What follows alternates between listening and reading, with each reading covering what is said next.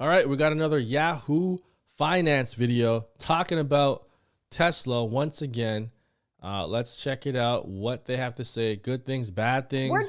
Most likely, they're pretty neutral, but let's see what they have to say. We're digging into a lot of top stories today. And Praz, I know you have your eye on Tesla. Over the weekend, we finally saw something from Giga Austin, the first Cybertruck rolling off the, it said they were built, it was built in Giga Austin, maybe not coming off the assembly line, but the first Cybertruck there shown this weekend on Saturday. So big news there, stock charging higher here, because the company is... That's interesting distinction. The first Cybertruck built at Giga Texas. So, damn, that kind of brings it down a bit for me. They didn't say first production, Cybertruck off the assembly line. The first Cybertruck built in Giga Texas. So I don't know, man. I don't think that's a first production model, because they would have said it and they would have showed it going into a customer. They would have done that whole thing. So it's going to be a while. It's going to be 2 months, 3 months, maybe 4 months until we see it in actual customers' hands. If not, I'll be super shocked and I'll make a video immediately. But this is giving, the more I think about it, the more I'm like, yeah, this is going to be 2 to 4 months away from actually getting into customers' hands. Seemingly on slated to kind of go into production of this truck later this quarter, limited quantities, and hold that potential customer delivery event at the end of the quarter that Musk was talking about. So big news there for them. We'll see if this car that came off the line was actually just a pre-verification build, which is something that just goes through the line, see if it comes out okay. They won't sell it to customers, perhaps. We'll see. It's still good news. Interesting to look at just tracking estimates, right? And we love talking about Wall Street estimates and what these different analysts are putting out there. There are 3 analysts compiled by Bloomberg already that have expectations for sales of the Cybertruck in 2023. The average, the consensus of that is over 3,000 sales of the Cybertruck in 2023. It is July. So I'm just curious what we actually see come Q3, Q4. Those projections are for 70,000 Cybertrucks to be sold in 2024. So this is a legitimate part of the Tesla growth story now and where the company is headed for them to start selling these trucks. So it'll be interesting to see when we do start. It's good that they're being built. It's good that they're being built, but it's going to be interesting to see when we start seeing them actually be sold, delivered. Yeah. How much does the truck even cost? We don't even know. That was my question. Yeah. So we don't know how much the truck costs. We obviously got the news from Ford that they're dramatically slashing their costs. I feel like this is a story that's happening in the U.S., China, these pricing wars. How do you think Tesla will approach the price of this thing and how it stacks up to some of their other vehicles? Good tweet. Talk about the tweet. I saw the tweet. Musk had replied to a tweet about those Ford cuts and said, the Lightning is a good truck, but it's too expensive. It's too expensive. And some people took that as indication that the Cybertruck will come in at a mid-level around the pricing of like the mid-range F-150, maybe around 65 grand or so. So be competitive 65. With the Lightning, but not be crazy expensive. So that was taken as good news. Tesla stock up, Ford stock down, but we have no confirmation of that. I spoke to Motor Trend's CEO a while back, and he said Tesla will be lucky to get that under 75,000. So a range of sort of outputs here or numbers here for what I wonder how much the pricing more even matters here. When you talk about, is it the same consumer? Is the same person buying the Tesla Cybertruck that's buying the electric F-150? I don't know, right? Because it's probably not the person that drives the normal F-150 that's buying the Tesla Cybertruck. When I said yes, I was agreeing with you. Yeah. I think that they're 2 different buyers. Like the Rivian buyer is not a work truck buyer, right? Right. It's an electric adventure vehicle, going out in the wild, going camping. It's not about going to the job site, right? So I think there's 2 different buyers there, 2 different sort of use cases there. And Tesla could still sell a lot of the Cybertruck to these owners. Yeah. But here's the thing with pickup truck owners. Most pickup truck owners don't even use the bed. They don't use it for pickup truck things. I have a ton of people. I live in Canada. I live in Toronto. And there's a ton of people who have pickup trucks in their driveway, but they aren't construction workers. They're just regular people that like pickup trucks. So I don't know how much of the construction worker, trades market is going to be into the Cybertruck. But I used to be in that world. I used to be an electrician for 9 years. And this is what I think. I think as soon as you see a Cybertruck on the job site, everybody is going to want to see that Cybertruck. And as soon as you hear about the features and all the cool stuff that it has, the stainless steel, so it'll never rust. It's really hard to dent. It's bulletproof. It's like you can charge it with the bed in the back, with the solar panel bed.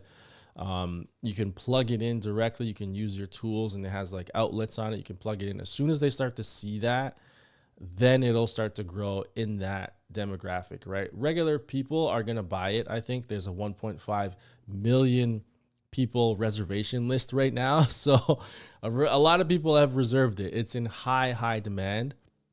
But in terms of construction sites, I think they have to see it to believe it. And they're going to start to see it on job sites.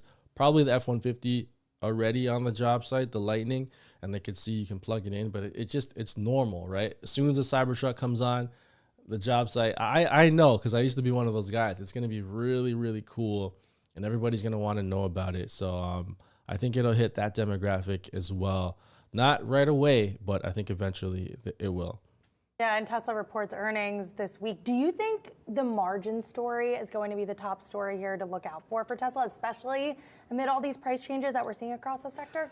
I think it is a major point there. A lot of analysts are saying that this might be the trough, the gross margin trough for Tesla.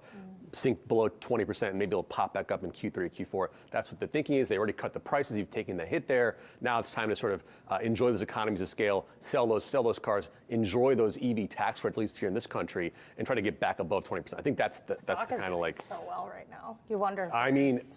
When is the shoe going to drop? Right? People are talking about, oh, well, the stock has run up too much. Elon Musk needs to answer these questions about profitability. I'm like, the stock never trades on fundamentals. So what are we talking about? Yeah, that's a fair point. It's a fair point. Yeah.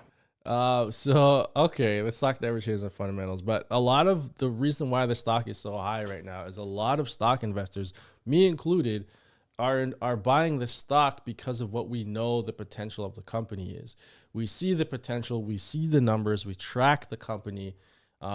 All this information is out there. It's similar to like if Amazon and Apple back in the day, right, when those companies just started, if there were YouTube videos and the internet was like how it is now, and you could track the trajectory of Apple and Amazon and Microsoft and all those companies that blew up, if you could track the way that we're able to track Tesla now, this is why the stock is high right now, because a lot of us are doing that. We're tracking the company, we're tracking the sales, we're looking at the competition, we're looking at legacy auto, we're seeing the margins, and we're seeing that Ford is taking, okay, let me do this again. I keep showing this, but on the bottom right, the EBITDA margin at the bottom, not this blue arrow, the bottom right, the EBITDA margin, Ford is negative 102% margins. Okay, so even if Tesla drops below 20% margin, even if it drops to 10% margin,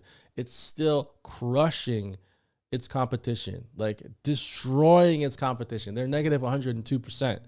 So even if Tesla goes to 10% margin, it's still destroying the competition. So we all know this, and we're able to track the companies, track the sales of the companies. We see how many, what's it called? Ford Mustang. What's it called? The Mustang, the electric Mustang. We see how many sales they have. We see how many sales the Model Y has in comparison. And we know in 5 years what's going to happen. Like, we can see it coming, and that's why we've all are so highly invested in the company. So yeah, margins is going to be a short-term thing for a lot of people. People are going to see this, and like the price, the stock might drop once tomorrow. I think tomorrow we're getting the numbers for the margins are coming in tomorrow. So I'll cover that definitely. But if it goes down a bit, the stock price will probably go down. But this is so short-sighted, it doesn't matter, because we know what's going to happen in the future, and that all these other companies are struggling to keep up with Tesla. They're struggling to make to make profit on any of their EVs. The only company that's doing it is BYD, but they have this tiny $4,000 EV that they're building. So the numbers are like, it's so unsafe, it's so crappy, but a lot of people are buying that thing. So it's kind of, the numbers are all jacked up with BYD. So in terms of American companies, no one can keep up with Tesla with their margins, and we're in it for the long haul. So Yeah, well, we'll see what's going to happen. And yeah, that's another one. Make sure to subscribe to the channel, like the video. That helps out a lot. And thank you to the 129 people that have subscribed to the channel. I just started a new Twitter for the channel. So follow me on Twitter as well. Subscribe to the channel, like the video, and I'll see you next time.